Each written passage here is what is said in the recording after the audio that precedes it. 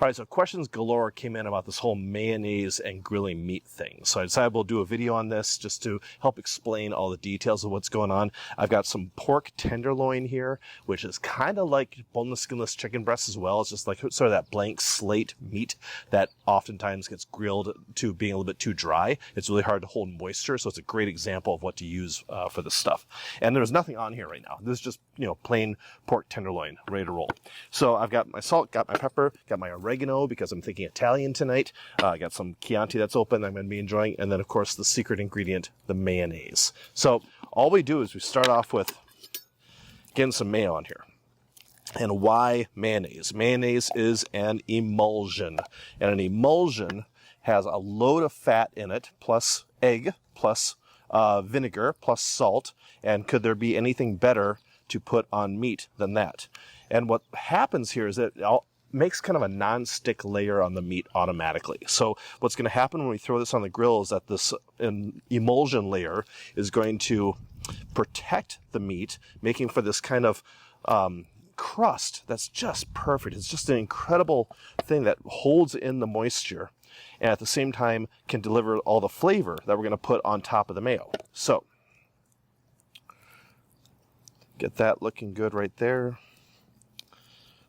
Perfect. There we go. Simple as that. I'm going to do some salt.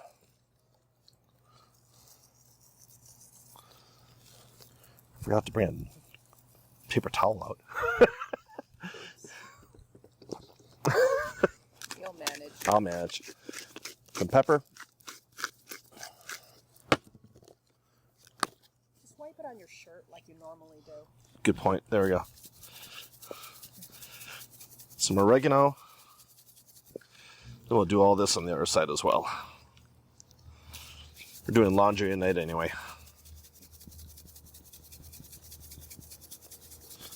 A lot of oregano. But what's going to happen here is that the mayo will actually transfer some of the flavors into the meat. So I'm going to let this marinate like this for a solid half hour to an hour, somewhere around there. And then we're going to throw everything on the grill, and you'll see what happens with this mayonnaise layer as it gets nice and hot on the grill. It's going to be delicious. Hey, Oscar, let's interview you. How do you feel about life right now? What's going on? You feel trapped? Tell us what you really think, though, Oscar. So in the big scope of things, Oscar, how's your day? Yeah, but I mean, you're inside all day. Is that a problem? Oh, George, do you want to add to this conversation? What do you think about the world right now, George? Yeah, I kind of agree with you. But you both of you guys really want to go outside, right? That's kind of the thing. Well, we'll see what happens. But I doubt if we can let you out, George, because you ran away the last time that we let you out. You're pretty good about things, Oscar. The conundrums of the cats. That's right, the conundrums. All right, so we're about to throw them on the grill. We've had the pork tenderloins marinating in with the mayonnaise, salt, pepper, and the oregano for about a half hour or so. And these look like they're going to be just great. I love the look of these things. Coals are nice and hot, and so let's toss these suckers on. There we go. No messing around. Now, the thing about pork tenderloin, just like boneless skinless chicken breast, is that they can be overcooked really easily. And part of why it can be overcooked is because there is no crust that gets formed very easily if you just throw the meat on straight up. And then oftentimes it kind of sticks to the grill. So what the mayonnaise is going to do is make a non-stick coating so we can flip this stuff easily, and it's going to kind of crust up on the outside and really seal up the flavor. So this is going to be cool. We'll rotate these back and forth for about the next 10 minutes or so, bring them off heat for maybe another 3 or 4 minutes, and then cut into them. It should just be perfect. Just perfectly juicy, wonderful pork tenderloin. Done Tuscan style. Yes.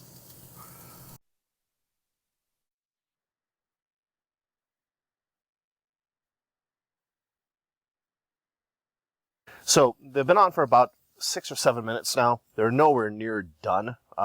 They're still raw on the inside, but we're getting this nice crust on these things. And that crust is so beautiful. It's going to be holding in that moisture so well.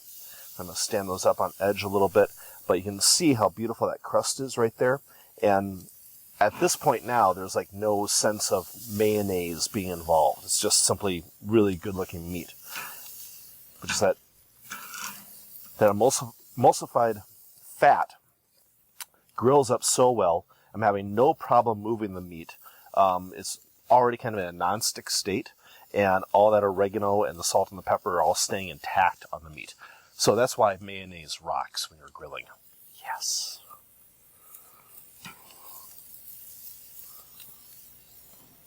Ooh, a little tiny piece. Yum. Yum.